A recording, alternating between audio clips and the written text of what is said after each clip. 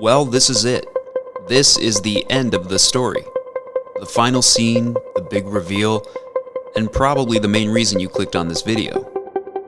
But if you're intrigued and want to learn how an aquarium this big goes from an idea to a reality, well, that's the story I'm here to tell you. For that, I need to take you back to the very beginning.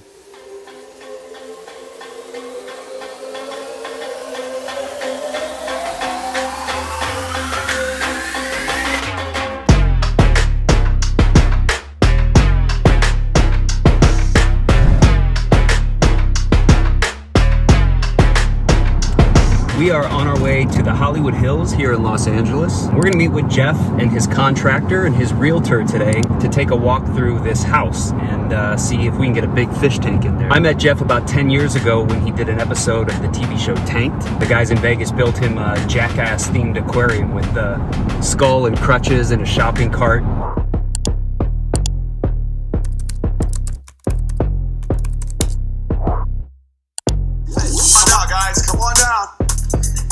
Because we were based in LA, they asked us to maintain the tank when they went back to Las Vegas. Here we are a decade later. Jeff has become a total fish fanatic, just like me, and it's time for him to buy a new house, so it's time to get a new aquarium and see what we can come up with.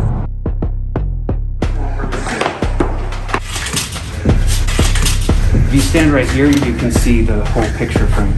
It feels bigger than your other one, but it's the same face. Yeah. I love that. Should we go take a look at the bedroom?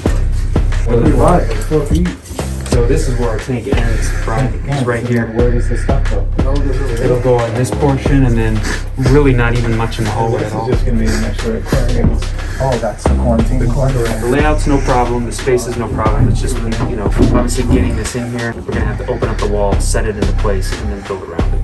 I do kind of like the idea of that clean look of the drywall, so maybe we just consider doing paneling on the top. And just match this paneling like yep.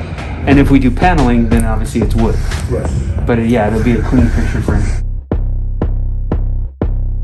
This is going to be the home of a new 1,500-gallon aquarium. What used to be a dining room wall will now be demoed and completely dedicated to the fish tank. One of the cool parts of this whole project is that the homeowners gave us an entire bedroom to use as our filtration space. But the first thing we need to do is rebuild this entire floor out of steel and concrete because our little fish tank is going to weigh about 20,000 pounds.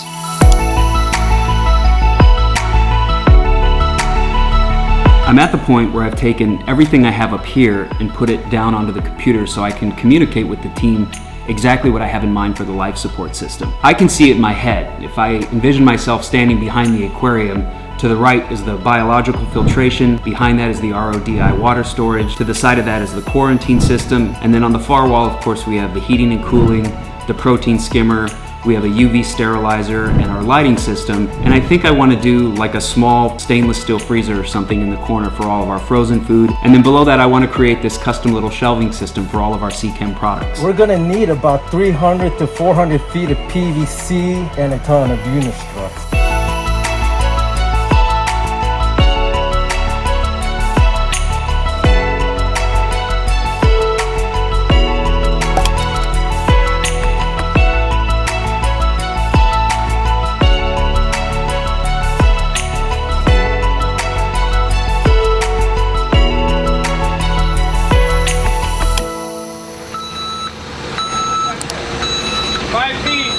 How you feeling, man?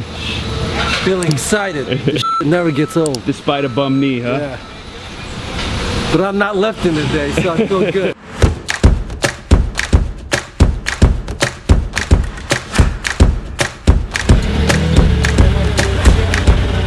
All right, so we are here in Hollywood at the job site. We are unloading the truck and getting the forklifts out. Path of entry is behind me here. We're gonna take the tank from the driveway, make a little ramp down here to the backyard, and we gotta come all the way here through to the patio. As we come in here, we'll have our dollies, and then we'll use the hydraulic lift to get it up into place. And Josh didn't give me the heads up how far we're coming in. Oh, really? I'm blaming it all on him. Well, you're on camera. Can I put that on the internet? Don't worry, I'll cut that part out.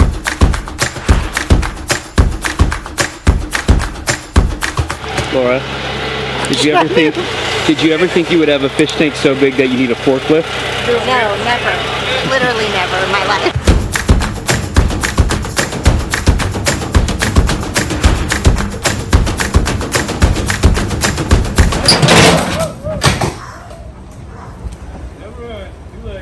Anyone else just pooped their pants a little bit?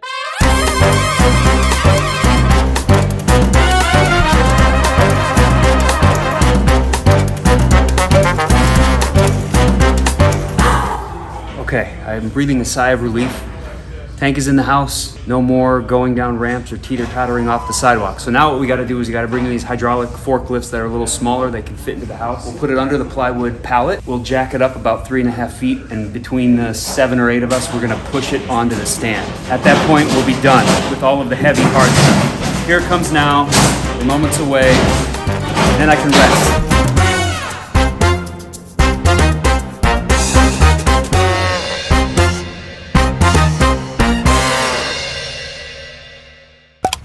Oh, look who's here! You missed all the action. You got it in already? Can you believe it? It's fish tank install day and you are making a movie. Holy crap. Alright. It's taking a minute to get to this point. Like, this is crazy.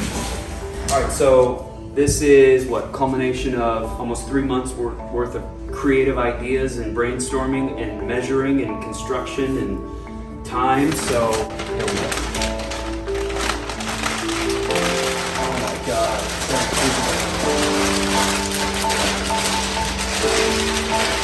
Oh my god. How about that?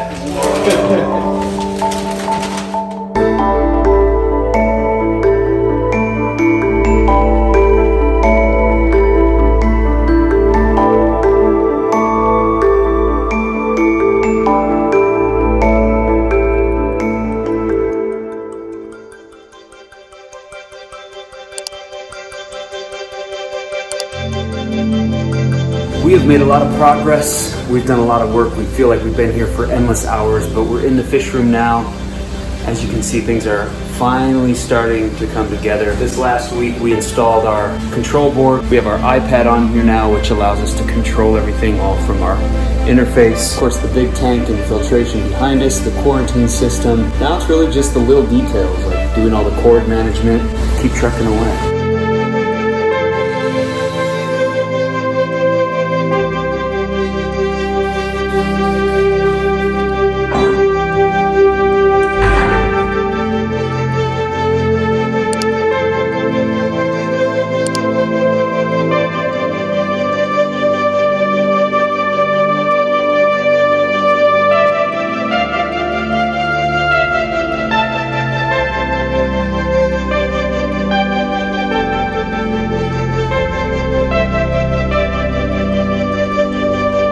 We've all heard the saying, find something you love to do and then find a way to get paid for it, and you'll never work a day in your life. If there's any ounce of truth to that, then it probably looks like this.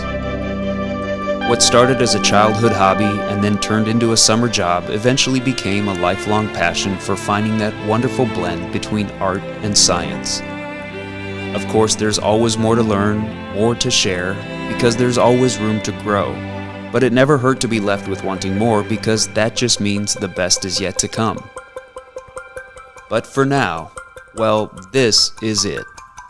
This is the end of the story.